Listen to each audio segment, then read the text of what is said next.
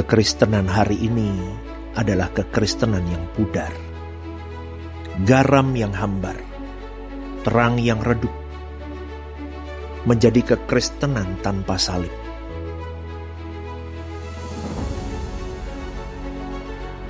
Menyelimuti manusia tanpa kasih dan pengorbanan. Di kayu salib itu, putra tunggalnya, Yesus itu mati untuk semua manusia. Namun adakah manusia menghargai akan kematiannya? Seperti Yesus bukanlah lagu atau nyanyian. Seperti Yesus bukanlah slogan, namun harus berjuang untuk dihidupkan. Mengenakan pikiran, mengenakan perasaan Kristus, dan berkarakter seperti Dia. Itulah kekristenan yang sesungguhnya. Hidupmu dan hidupku adalah gambaran Kristus. Tahun ini, tahun kedewasaan karakter di dalam Kristus. The powerful year of breakthrough into Christ.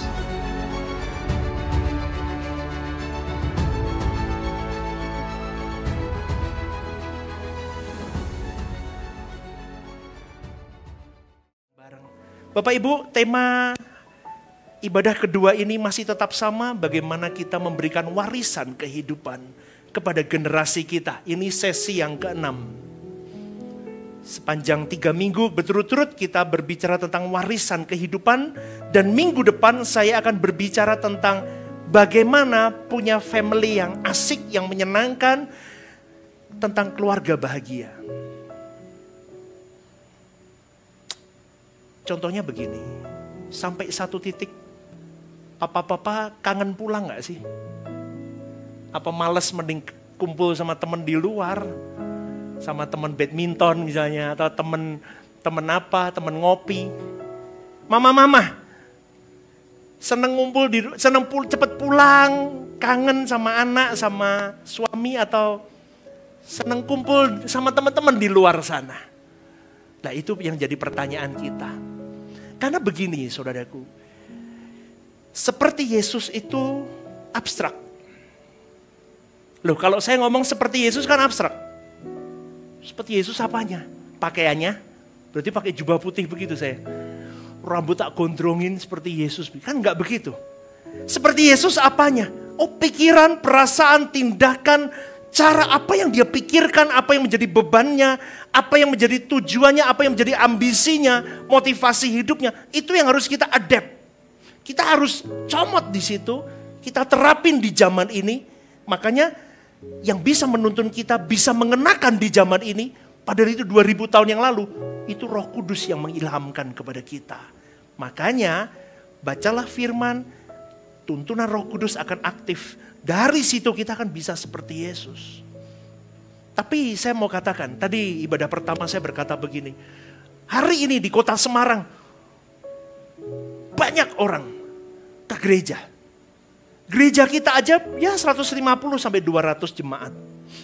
Belum gereja-gereja di depan-depan itu berapa ribu. Total satu Semarang berapa juta orang Kristen. Sekarang saya mau tanya kepada kalian. Dari jutaan itu, adakah mereka yang memikirkan generasi di bawahnya? Saya kira tidak. Adakah jutaan papa mama, jutaan leader, jutaan pemimpin-pemimpin di gereja, di perusahaan, di rumah tangga, berani berkata, kalau kau mau lihat Yesus di zaman ini, itu seperti aku, nak. Ada gak pemimpin-pemimpin berani berkata, kalau kau mau lihat hidup Yesus, kau lihat hidupku. Sebagai gembalamu, sebagai bapa rohanimu, berjuang seperti Yesus, kau lihat hidupku. Itu seperti orang ditodong pistol di kepalamu. Maka pada pagi hari ini, saya mau mengajak kepada kita semua. Warisan kita yang harus kita berikan adalah panutan hidup. Katakan bersama, 1, 2, 3, panutan hidup. Bapak Ibu yang dikasih oleh Tuhan, ketika orang tua tidak bisa menempatkan dirinya, menjadi seorang pemimpin di dalam keluarganya. Dari hal-hal kecil, dari caramu berpakaian, dari caramu berucap, dari cara pola makanmu, dari caramu menjaga tentang uang, dari caramu hal tentang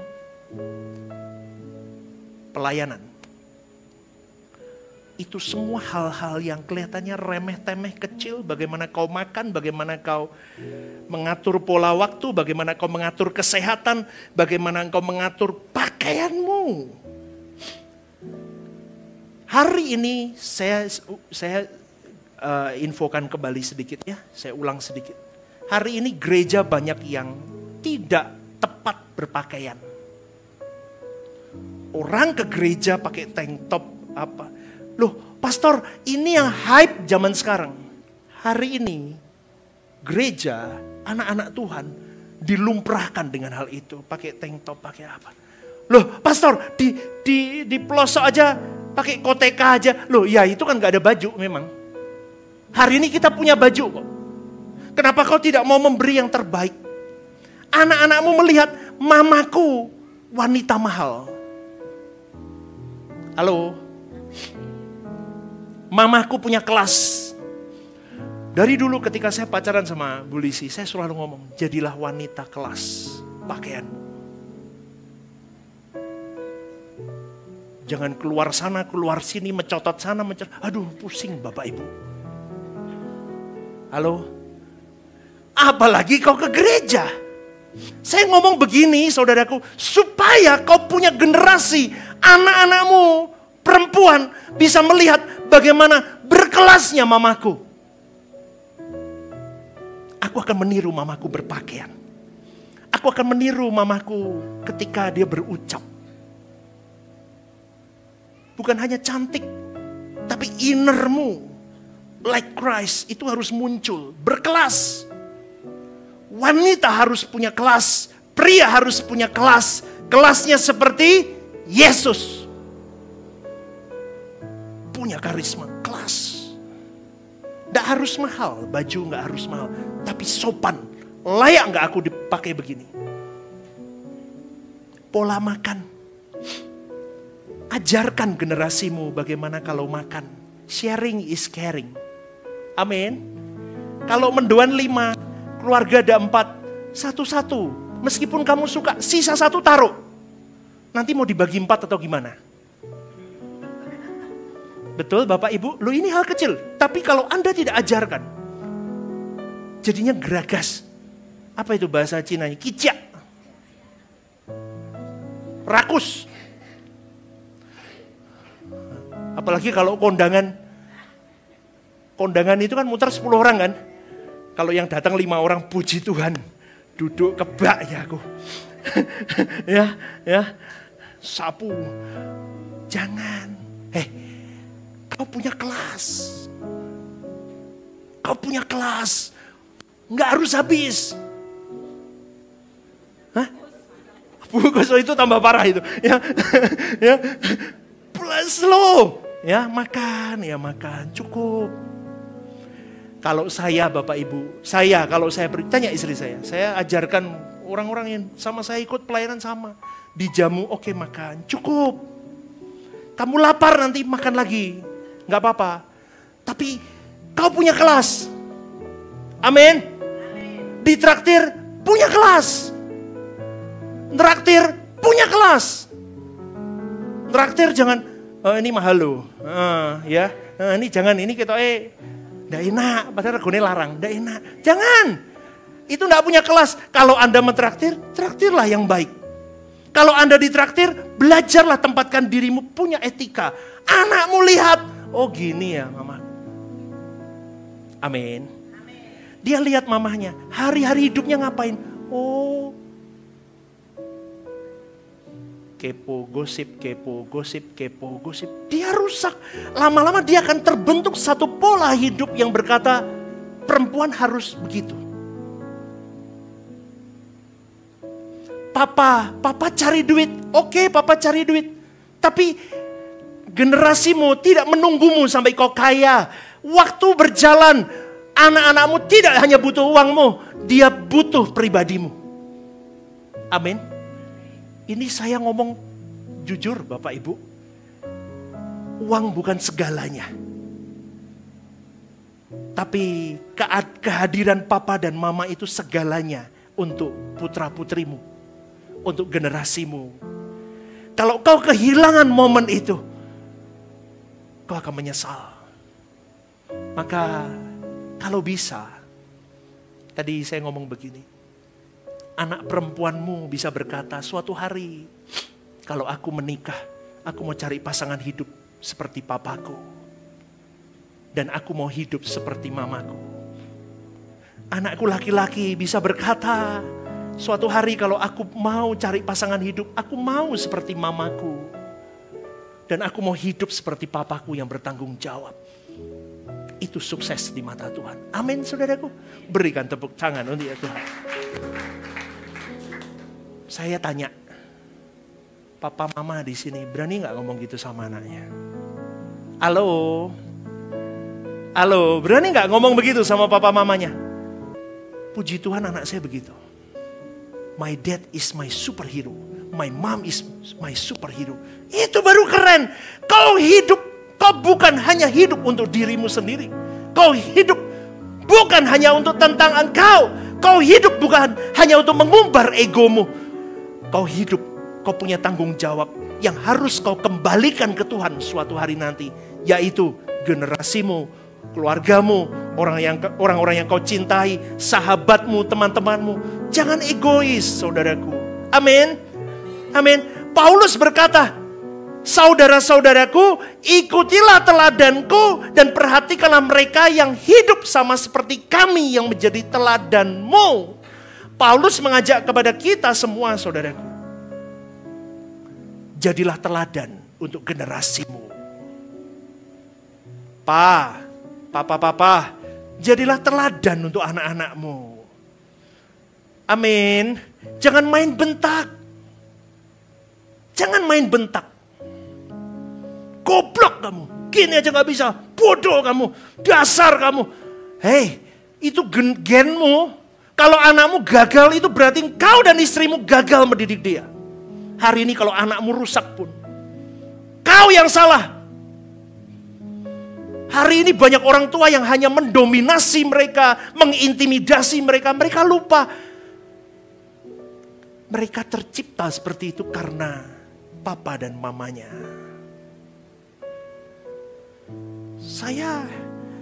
Kemarin saya lihat satu video Bapak Ibu. Anak dan mama dan anak itu dipisah. Mama diwawancarai satu persatu, ada 7-8 orang mama. Bagaimana tanggapanmu tentang anakmu? Wah, anakku susah, anakku begini dan begini. Anakku itu, aduh, suruh makan susah, suruh apa susah, repot, suruh doa susah dan sebagainya. Kalau kamu beri nilai 0 sampai 10 anakmu, kamu nilai berapa? 5. Pakai bahasa Mandarin. Ufen. Oke. Kalau satu lagi, Civen 7. Oke. Satu lagi 8, mentok 8. Karena repotnya ngurus anak. Tutup, mamanya dipinggirin, dia ke anak-anak. Mamamu gimana? Oh, mamaku luar biasa. Mama yang hebat. Mama yang 7-8 anak itu diwawancara. Mereka berkata hal yang sama. Mamaku mama yang hebat. Kalau kamu mau kasih nilai mama 0 sampai 10 berapa? Semua anak kasih nilai 10 Bapak Ibu. Mamanya lihat di TV itu sambil menitihkan air mata. Dari cerita itu kita bisa melihat saudaraku. Anak yang polos ini tidak ada figur lain dalam hidupnya. Dia hanya punya papa dan mamanya. Itu nomor 1 dia melihat papa mamanya. Dia mengasihi secara utuh papa mamanya. Tetapi di dalam kasih yang utuh itu, seringkali papa dan mama ini yang tidak benar-benar memiliki hubungan yang dekat dengan Tuhan, mau benar-benar memikirkan generasinya. Kau sedang melukai mereka secara tidak langsung. Kau paksakan idealismemu, kau paksakan apa yang menurutmu baik, bukan apa yang menurut Tuhan baik. Kau rusak generasi ini.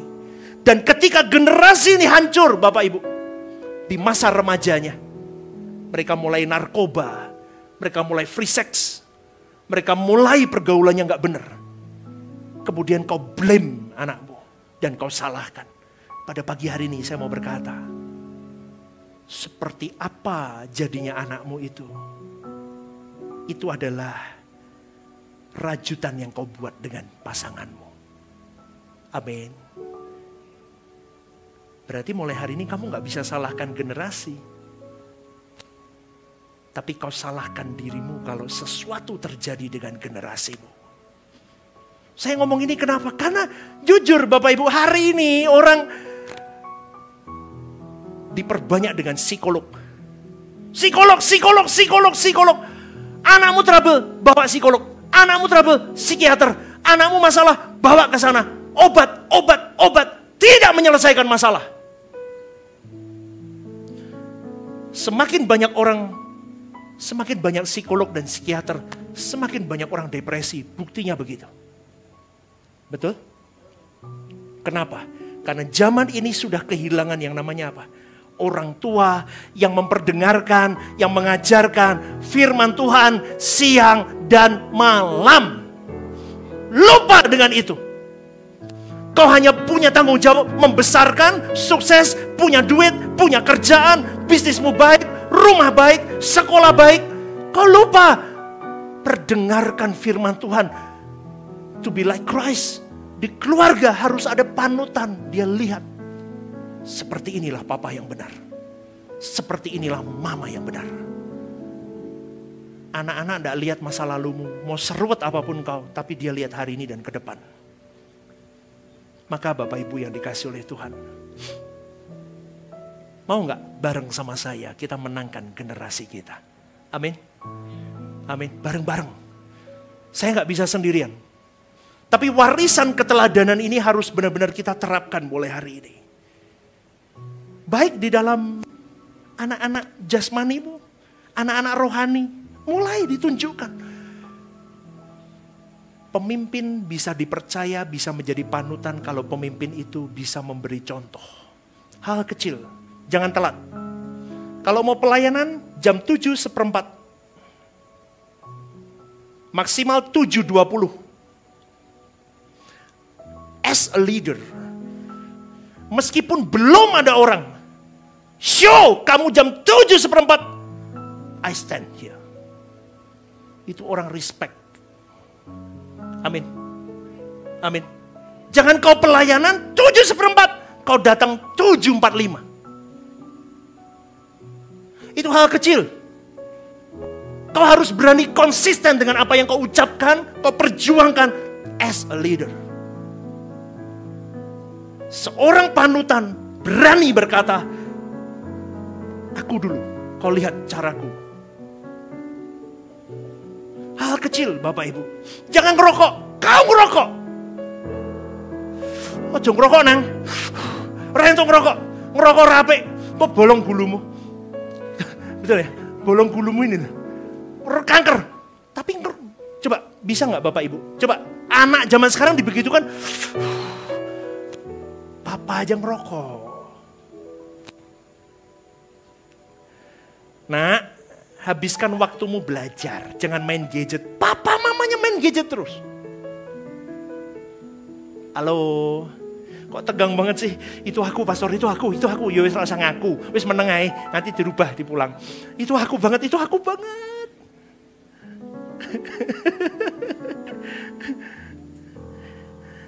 Daripada waktumu buat kumpul-kumpul teman yang gak ada juntrungnya. Berjuanglah untuk hidup benar mulai hari ini, tata keluargamu. Tidak ada kata tidak mungkin. Serusak apapun keluargamu hari ini yang sudah terjadi, bisa dimulai dari dirimu. Bapak Ibu, warisan keteladanan adalah warisan yang harus mulai diberikan sejak orang tua itu masih hidup. Dan sejak anak-anak masih bersama-sama dengan orang tua. Idealnya ya begitu tadi saya ngomong. My superhero, my idol, aku ngefans sama papa. Papa kok bisa gitu ya? Keren, aku lihat papa itu keren. Saya ngomong ini Bapak Ibu supaya yang belum menikah, yang baru menikah, yang baru punya anak baby, yang sudah terlanjur anaknya gede, yang sekarang punya cucu. Sekarang kita mulai kembali. Berdirilah di depan cermin dan katakan kepada dirimu, adakah aku layak menjadi panutan untuk generasiku? Kalau belum, bagian yang mana yang harus aku betulin? Duitmu tidak menyelamatkan generasimu. Saya ngomong ini nyata Bapak Ibu. Orang punya duit banyak anaknya, ruwet hidupnya. Karena tidak ada urat juang. Hari ini saya ajarkan kepada anak-anak saya. Kau lihat bapakmu, pola hidupmu kau lihat bagaimana ketika aku sedang di lembah kelam. Kau lihat bagaimana bapakmu fight dengan siapa aku berjalan. Bagaimana aku menjalani hidup dengan mamimu. Kau lihat. Ketika orang nabrak bapakmu, bagaimana respon bapakmu, mamimu, fight di situ. Bagaimana aku tetap loyal setia dengan segala keadaan yang seharusnya aku pergi. Tapi aku tetap setia karena aku menghormati Tuhanku dan aku mengasihi Dia. Itu harus kau tunjukkan. Dimulai hari ini. Keteladanan itu mahal. Mahal saudaraku. Karena harus diingat bahwa anak-anak akan menerima pengaruh kuat dari dunia luar. Anakmu SMP aja sudah susah. Jaden SMP saya sudah mulai repot Bapak Ibu. SMA itu sudah punya dunianya sendiri. Punya teman sendiri. Kumpul main dengan orang-orang di luar sana yang saya tidak tahu bagaimana quality dari spiritualitasnya mereka. Tapi dari pengalaman yang saya lakukan, saya membentengi anak saya bukan dengan kata-kata, bukan dengan perintah, tetapi dengan action nyata yang mau menunjukkan bahwa ikuti jejakku nak. Kau ikuti jejak bapakmu dan ibumu. Kau tidak akan menyesal. Ikuti, ini jalan yang benar. Maka papa, mama yang hadir pada pagi hari ini, kita sedang berkompetisi dengan dunia. Katakan amin. Dunia menarik, kita harus lebih menarik. Piye carane? Angel memang, minta hikmat Tuhan. Bapak Ibu, keteladanan itu penting. Amin. Hormati Tuhan mulai hari ini. Sehingga anakmu akan menghormati Tuhan. Kompetisi, kau harus berkompetisi. Kau harus memikat hati anak-anakmu. Jangan merintah, tapi jadilah best friend. Anakmu sudah remaja, jadi teman. Dengerin. Jangan matiin dia. Biar dia selesai ngomong. Pak, tadi ada masalah di sekolah. Dengerin saja. Pakai telingamu untuk dengerin. Nggak usah banyak hal yang akhirnya, aduh, ke mama, ke papa susah. Disalah-salahin malah dimarah-marahin. Anak muda, semoga orang tuamu mendengar isi hatimu melalui pendetamu ini. Ya, banyak yang hanya di blame.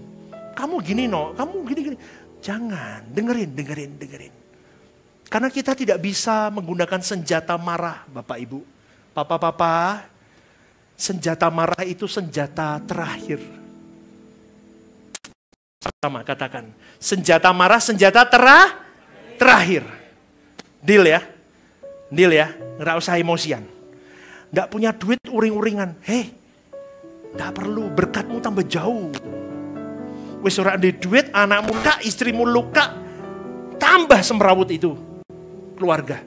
Hari ini, papa, mama, ketika hatimu bergejolak ingin mulai luapkan, minta Tuhan sentuh hatimu.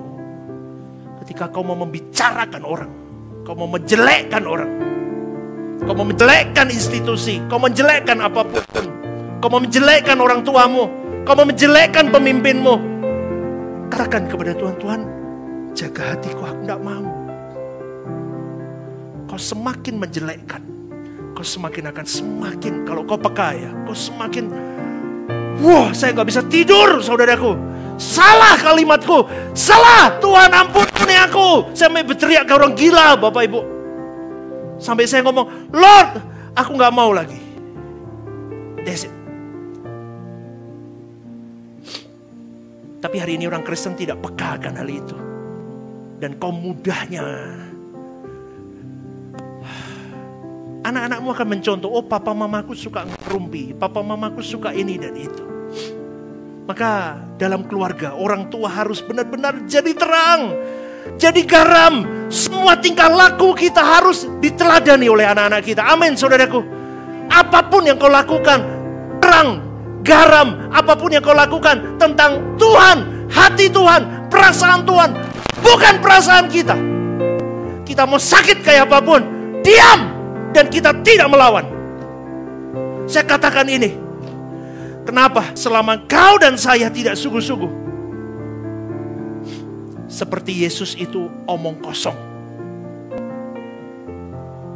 Kau hari ini ke gereja mau cari apa? Cari berkat Tuhan. Tidak usah cari berkat Tuhan. Cari hidup benar. Maka berkat mengikuti. Amin. Amin. Benar gak hidupmu? Kudus gak hidupmu?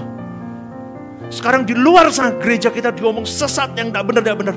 Tunjukkan dari jemaat-jemaat yang ada. Tunjukkan, hari ini kau tunjukkan bagaimana kau hidup, kau membawa dirimu.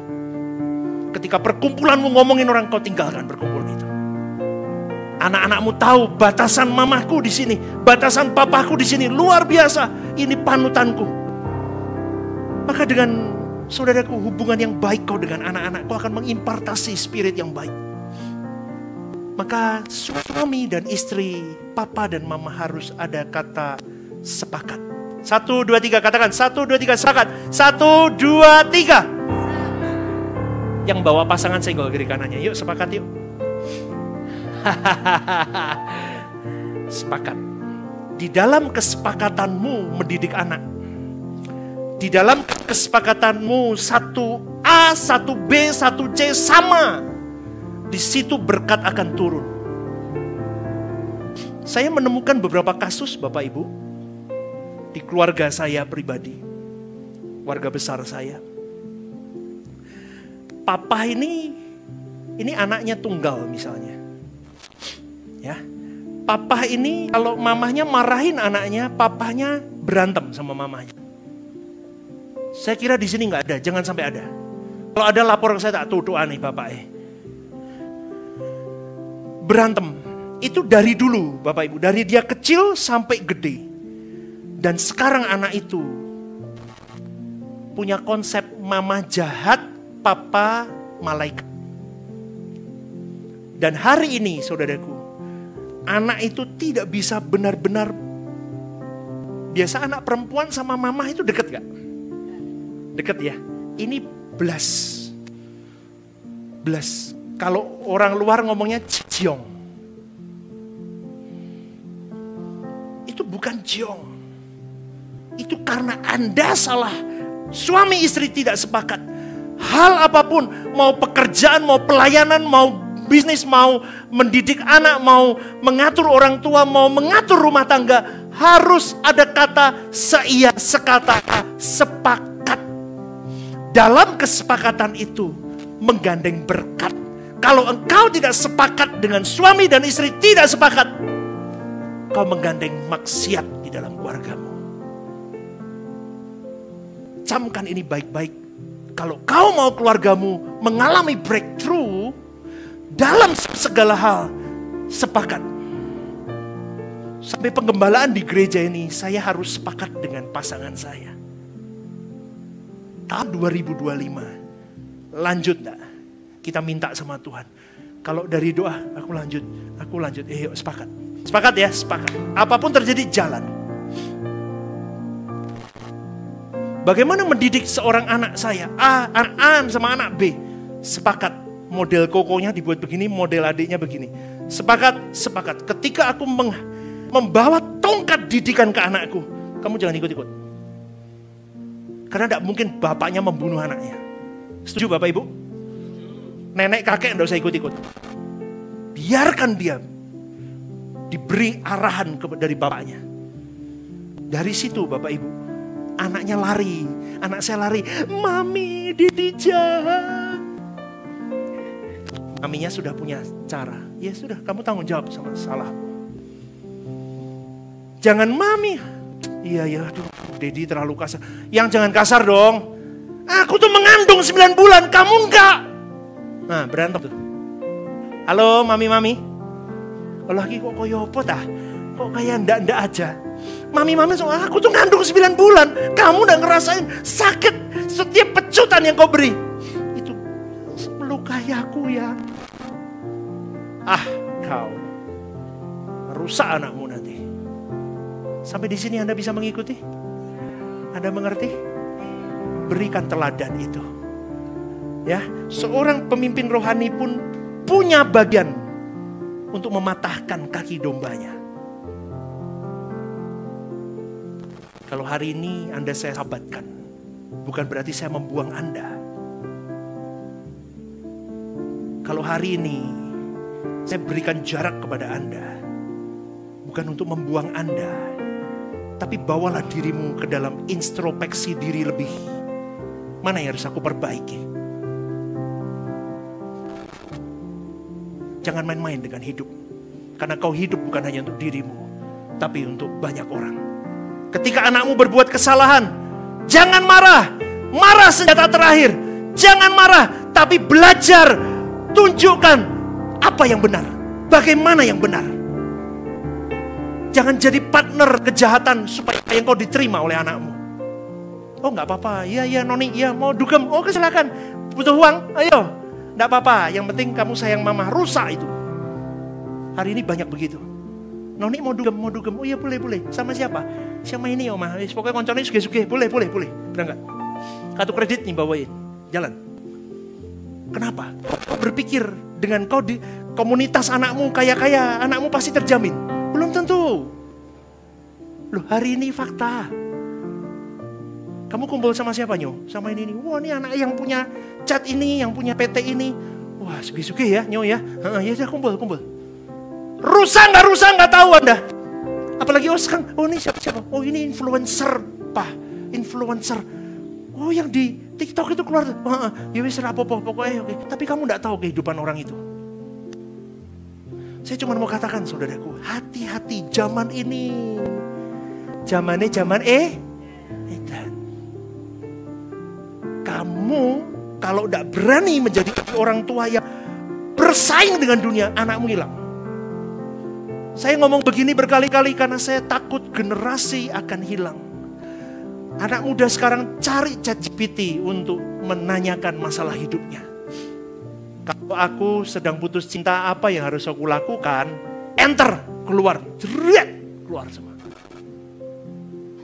Kalau orang tua aku menolakku dan ngomongnya begini, menurutmu orang tuaku sayang aku enggak?